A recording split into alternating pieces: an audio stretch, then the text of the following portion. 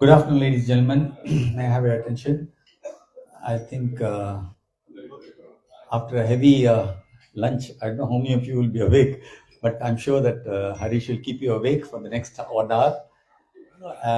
Yeah, about 45 minutes. And we'll have some question answer session after that. I request our president to just welcome you, and then I'll introduce the speaker to you. Good afternoon to all delegates. I welcome all the friends of today's meeting. Particular special invitation for 66 batch of and also now I hand the secretary.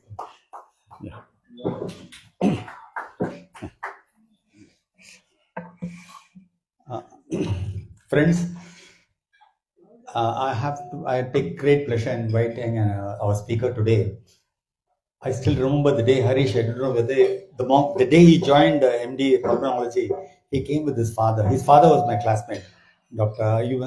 Mahinder. Many of you must be knowing Mahinder's son.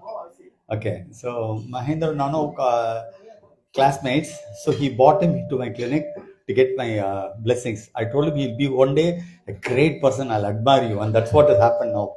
So I'm so happy to introduce you, Harish. Harish is an MD Pulmonology as a consultant at Kaveri Hospital, and of course also in Chennai Meenakshi, because I remember him mostly in Chennai. But now recently, I think 2-3 years you joined Kaveri, isn't it? 12 years. Oh, from the time you stopped. Excellent. Chennai Meenakshi and Kaveri.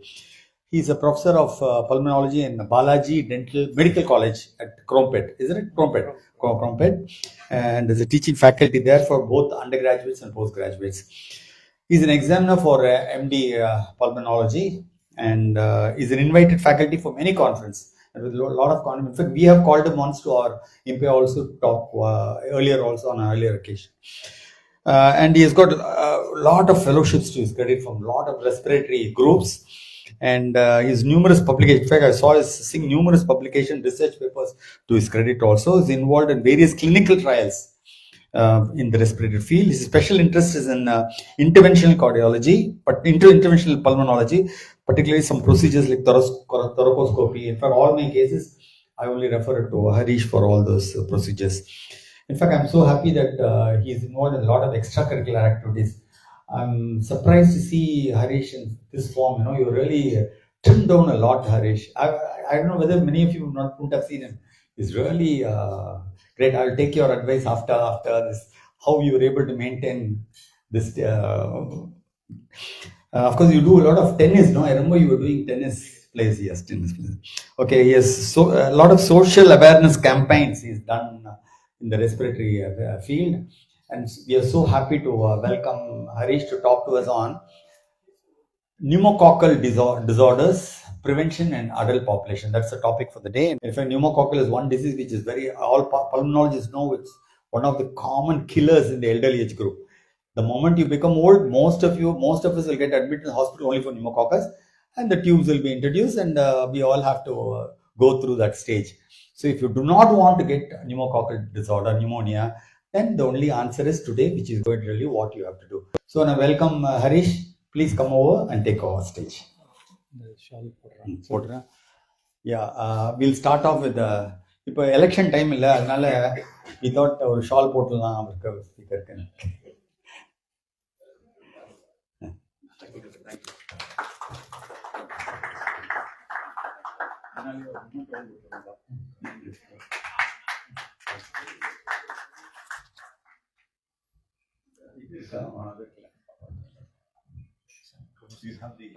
இது இன்னொரு mic, இது ஒரு 2 mic, mic வந்து இதுக்கு live recording YouTube.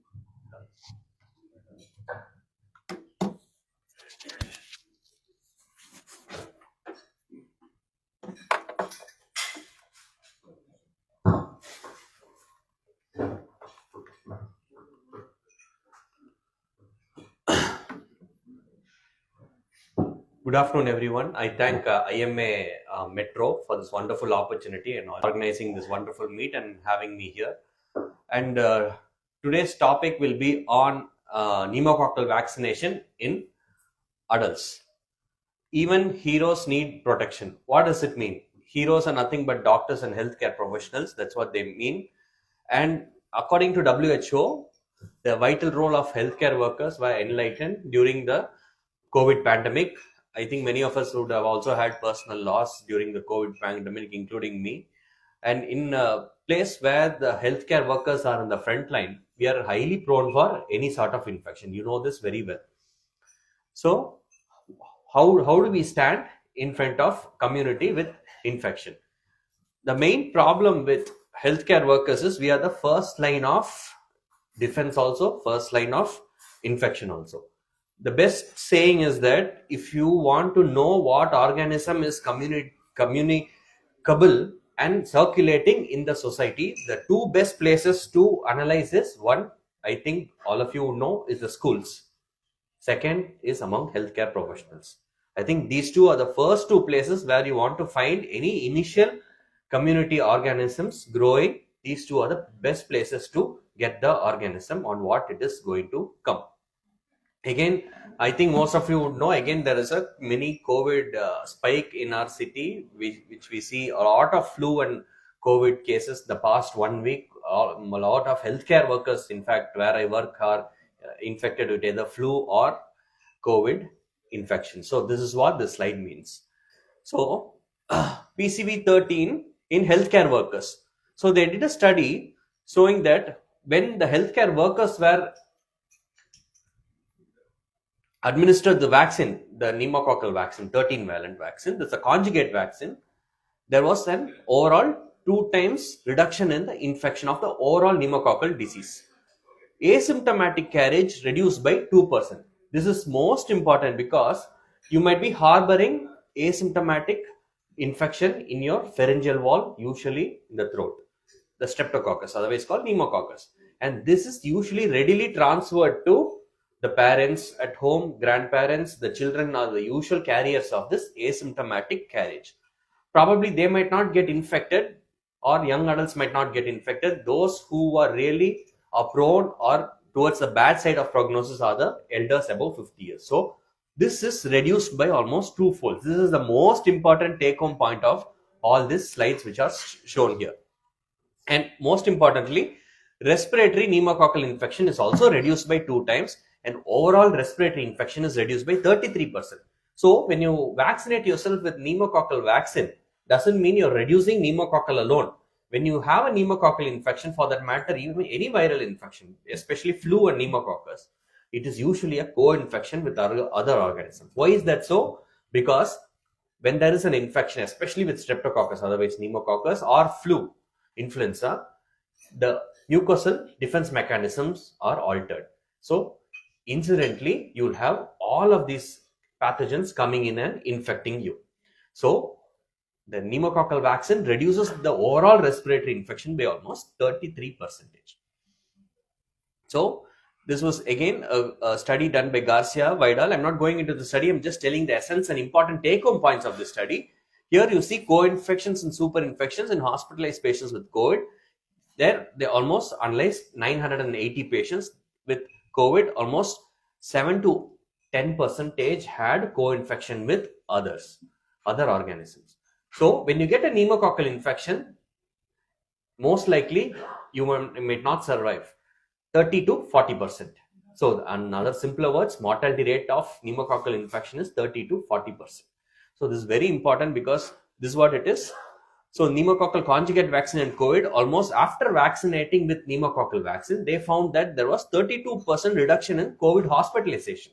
In other words, the pneumococcal vaccine does not protect against COVID, but it reduces hospitalization and reduces the overall incidence of death by 32%. What does it mean? Again, which I told you, when there is any respiratory insult or respiratory infection, it reduces the mucociliary clearance and indirectly harbors other infection. It is, in other words, when you have an infection like pneumococcal in the lung, be it pneumonia or anywhere, most likely you will get an other pathogen with it. And do you know what is the commonest organism which gets infected after the flu infection? The commonest organism after influenza, flu.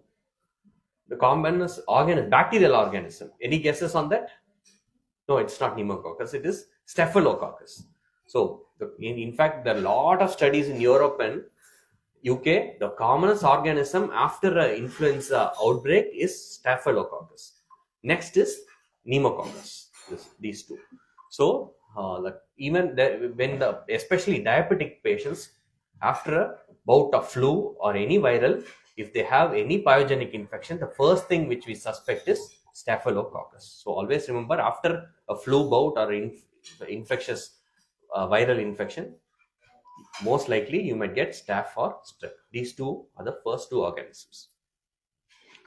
So co-administration with other vaccine, this is again the old recommendation. Now current guidelines recommend pneumococcal vaccine can be done along with the flu vaccine and also the COVID vaccine. Previously they had an interval of 2 weeks time, but now that is taken off. You can do it simultaneously in each arm. This is a regulatory approval in India. Previously it was less than 15 years and more than 50 years. Now they have also approved for 18 to 49 years.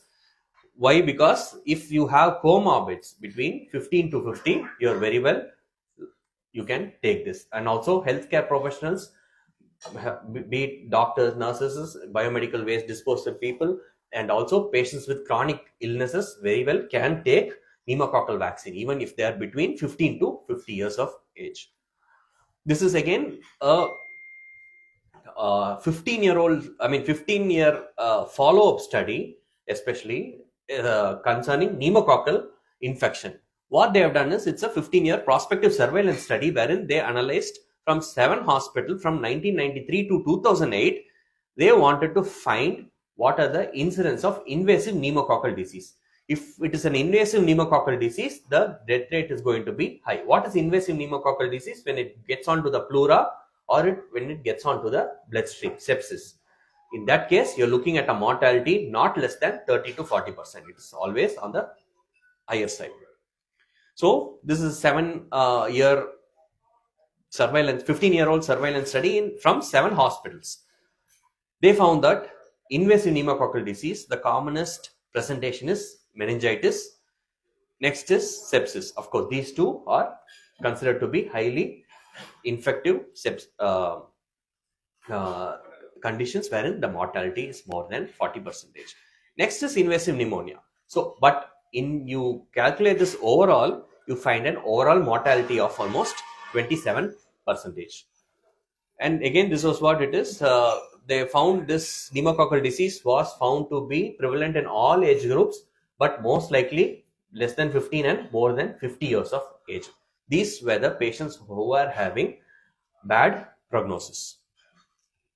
So clinical presentation of pneumococcal disease, if you look at what the pneumococcal disease does, we can divide it into 2. One is the non-invasive mucosal, that is simple upper respiratory tract infection, and LRTI, non-pneumonia and pneumonia.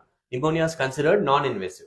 Please remember, pneumonia is considered non-invasive. When you tell it as invasive rather, you should have a bacteremia or meningitis or other diseases, like for example, sepsis or myocarditis, endocarditis. All these are considered to be invasive pneumococcal disease.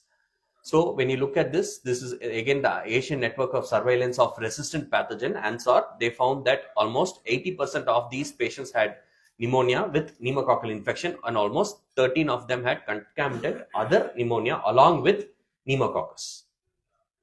So serious clinical presentation, this is what I was telling you about.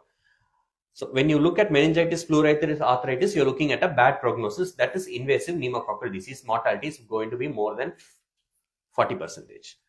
And this is the data from Asian Network and 7-year surveillance, 15-year-old surveillance data from many parts of India. Do we want to have a local data? Yes, we have a beautiful local data. I was one of the authors for this.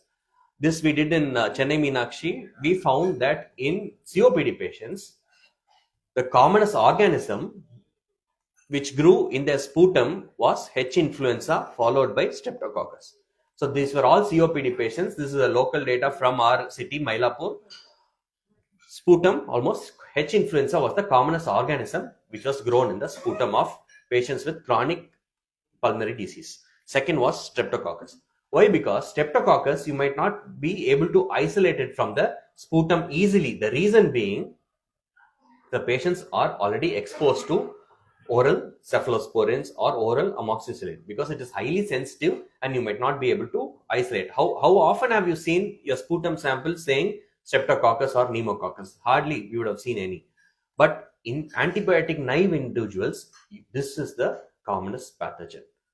So this is what the study says, and these patients were all COPD patients above 50 years of age. So this is what I was telling you about influenza and strep pneumonia. When you have an infection with influenza, again, it reduces the mucociliary clearance, increases apoptosis of WBCs and sensitization to bacterial stimulus, and there is an immune dysregulation. When that happens, there is co-infection and there is superadded infection. This is what the slide says. This is what it is. When you have severe disease, most often you have 60% co-infection. When you have a mild disease, most likely you will only have 20% co-infection. So as we know, Streptococcus pneumonia is a Diplococcus, which is a gram-positive organism. The outer, the shell is what we call it as the polysaccharide capsule, and the vaccines are all directed against this polysaccharide capsule. There are almost 90 known serotypes based on the capsule types, but what we have now is conjugate vaccine for 20 valent. So pneumococcal infection and associated comorbidities, patients who are those patients who have high risk for pneumococcal infection. Any chronic disease have a high infection for high propensity for a pneumococcal disease. Most likely these two are the top two subset of patients having most likely chance that he might have a pneumococcal disease. First is the pulmonary problem, next is diabetic patients. So these two patients are the commonest. Most often when you have a chronic pulmonary disease, be it COPD or asthma or ILD, most likely you might have a streptococcus or a H influenza going.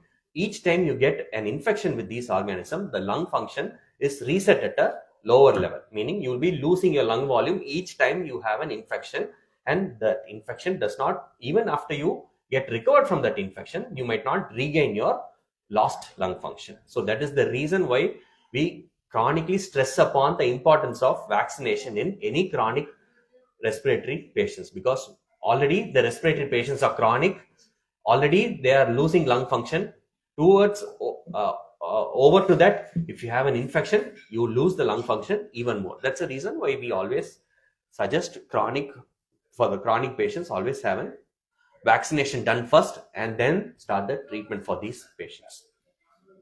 So predisposing factors is what I was telling you about: chronic heart, lung and liver disease, functional or anatomic asplenia, and decreased immune function, and cerebrospinal leak or cochlear implant, and cigarettes smoking. These are the patients who are high risk for this pneumococcal disease. So you should remember, functional or anatomic asplenia does not mean splenectomy alone. Even if they have functional asplenia, they are highly prone to get pneumococcal disease. Underlying chronic conditions, as I told you already: diabetes, CVS issues, chronic pulmonary disease, liver and kidney disease. So when you look at the mortality rate, you look at two things. The one, patients below 15 years of age, they have a high incidence of pneumococcal disease. Again, when you cross 50, again you have a high incidence of pneumococcal disease. And mortality also is little less when you are less than 15, but when you're more than 50, it almost triples. In other words, mortality is not less than 30 to 40% when you get a pneumococcal disease. Even in our patients where ICU, where I practice, patients who are isolated with the pneumococcal or streptococcus in their sputum or bronchoscopy bowel fluid, they hardly survive, because all these patients are chronic patients or ventilator dependent, and over to that you get a streptococcus pneumonia, most likely they are towards sepsis and septic shock.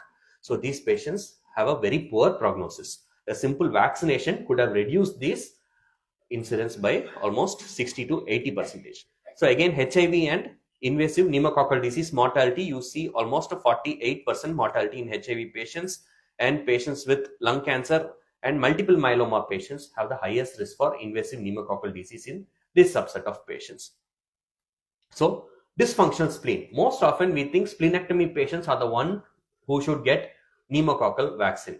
Doesn't mean only the anatomical splenectomy is an indication. Functional asplenia like sickle cell anemia, acquired hyposplenism, secondary to portal hypertension, splenic infarct, blood disorders, hematological disorders, and systemic inflammatory diseases can also cause functional asplenia, meaning the splenic function is lost. These patients are highly prone for pneumococcal disease. They have a mortality rate of almost 55%. So again, COPD, as I already told you, each time your lung function is reduced, you're losing a permanent reduction in your tidal volume.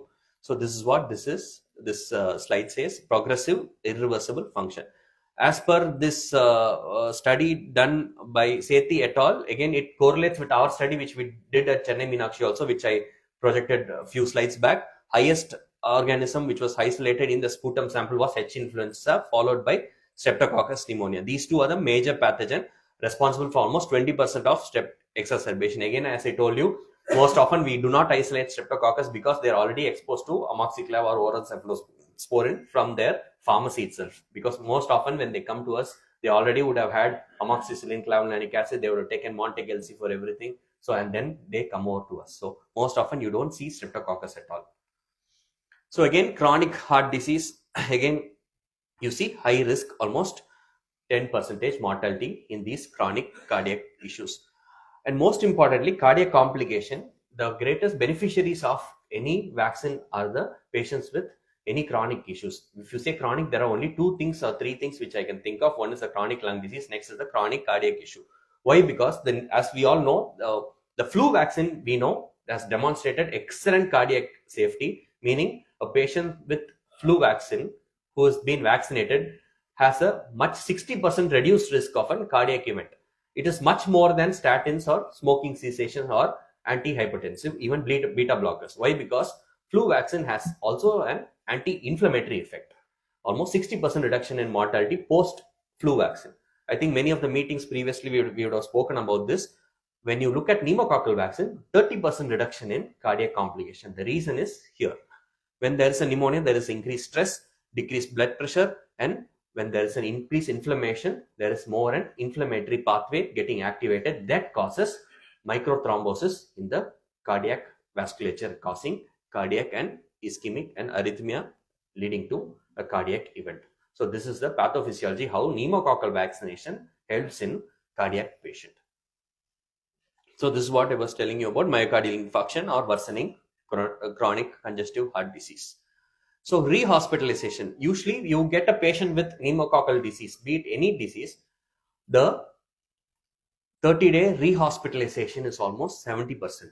Most often COPD patients we have seen, once they are out of our exacerbation, I think most of us would agree, even Kailash sir would have seen a lot of these patients.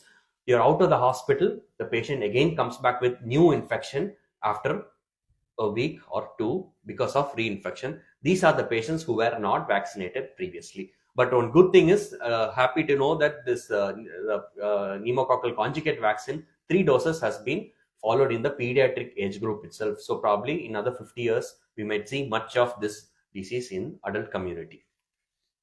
So again, diabetes, there is almost 3 to 4 times the risk of invasive pneumococcal disease. And surprisingly, in India, penicillin resistance is not as much as we thought of, and penicillin resistance is much less than our European counterparts, because for unknown reasons, probably we did not use much of penicillin.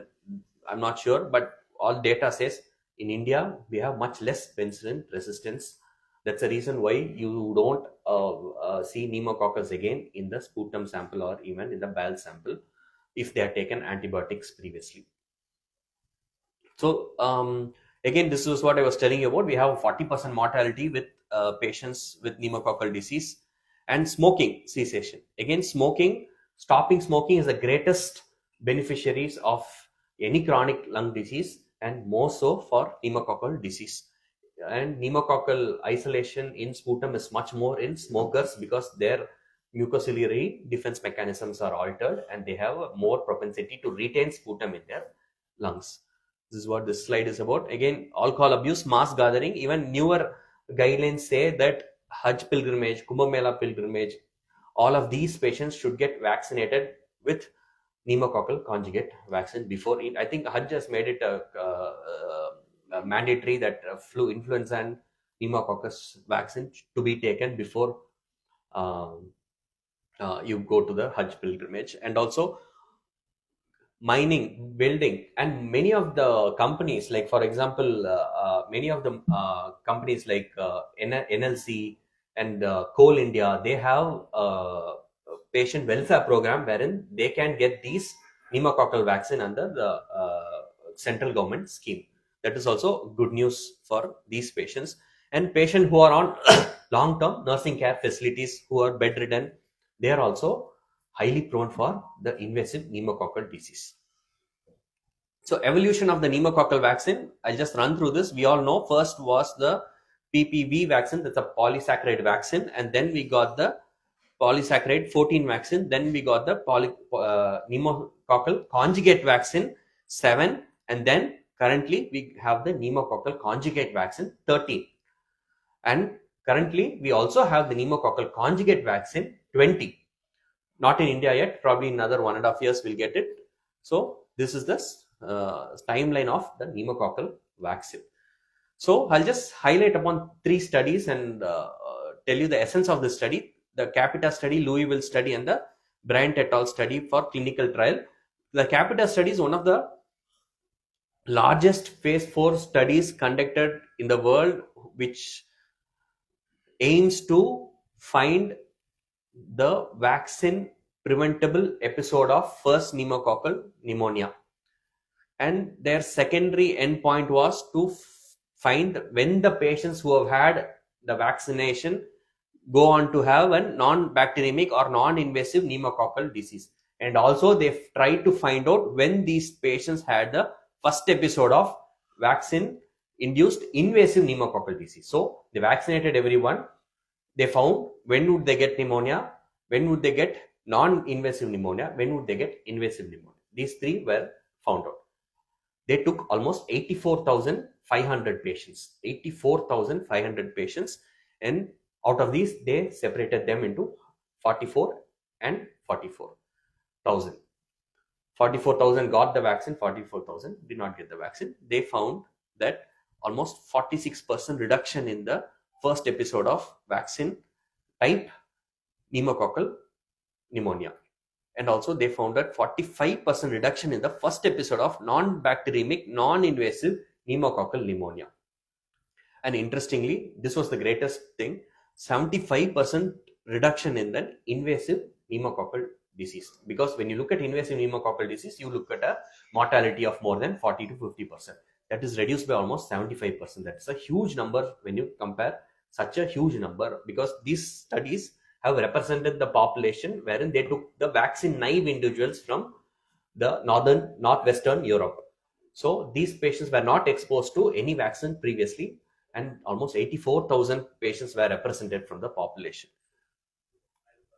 So again, this is the Louisville study. This aimed to see how the vaccine was effective on hospitalized patients. They found that almost 73% were benefited. Vaccine efficacy was 73% in hospitalized patients, and it reduced the hospitalized non-bacteremic pneumonia by 70%. And the Bryant et al. Study, this says that patients who have been vaccinated with pneumococcal conjugate vaccine, they showed very good immune response at the age for this 13 serotypes. They showed very good immune response even if they're between 18 to 50 years of age, and their opsophagocytic activities were still intact, meaning this reinforced the vaccine efficacy in 15 to 50 years of age. Now, pneumococcal vaccine recommendation. What are the latest recommendation? KDIGO, that's a guideline for kidney disease, chronic kidney disease, management of chronic kidney disease. They have recommended vaccination for patients with EGFR less than 30 ml per minute. Again, even if you have a mild CKD, you can very well get the pneumococcal conjugate vaccine. It's not that you should wait until you get EGFR less than 30. And this is the adult ACIP, American Society for Infectious Disease Society, that they have. This is again an old recommendation. The new recommendation actually states, this is the old recommendation, one shot of PCV 20. Previous recommendation was just one shot of PCV 13 followed by PPV 23. That's a polysaccharide vaccine 23. If you're immunosuppressed, after 8 weeks. If you're immunocompetent, after 1 year. But the newer guidelines say, don't worry about 8 weeks, one year. Just vaccinate once with pneumococcal conjugate vaccine 13, or if you have the 20 valent, 20. That is simpler. You need not boost it up with pneumococcal polysaccharide vaccine. This is much easier. Again, I'm not sure. I think most of you all here above 50 years of age. I'm not sure whether you have taken any one of these. I think must is the pneumococcal vaccine, the flu vaccine, and shingles vaccine. If your shingles might not kill you, but it is highly debilitating if you get the pain. And also hepatitis vaccine and MMR vaccine can be given. Of course, if you are don't have any of these immuno HIV and pregnancy. So again, TT also is recommended. Tetanus toxoid is recommended if you are above 50 years of age. So this is the old guideline which says 1 year interval if you are immunocompetent, and less than 8 weeks. That's after 8 weeks you can boost it up with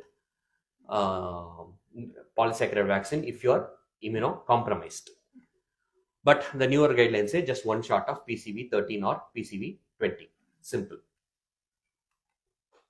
So we also have recommendation for gold. That's a COPD recommendation. The gold is nothing but COPD's guideline.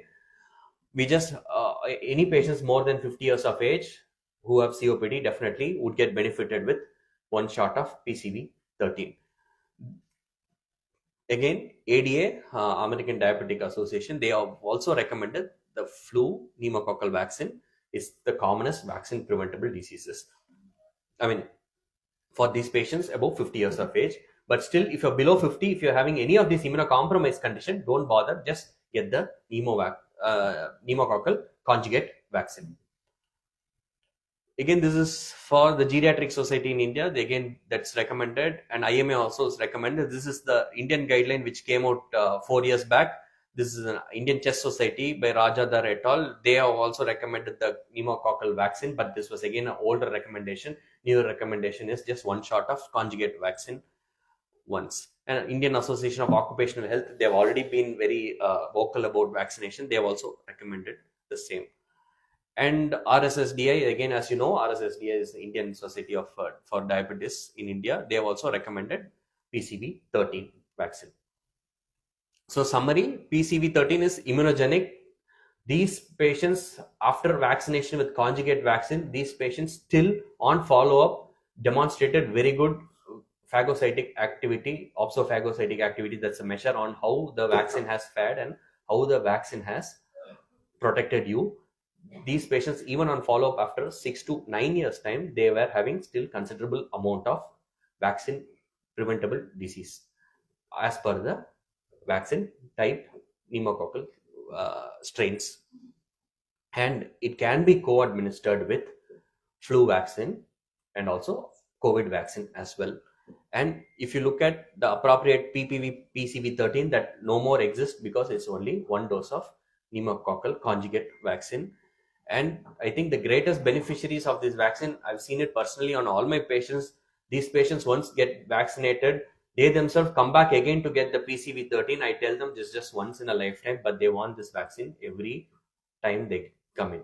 Again, the vaccine is very cost effective when you compare to this hospitalization prevention, because one hospitalization should at least cost them few thousands of rupees, not less than 40 to 50,000 rupees, whatever 5 days or 6 days you stay in the hospital.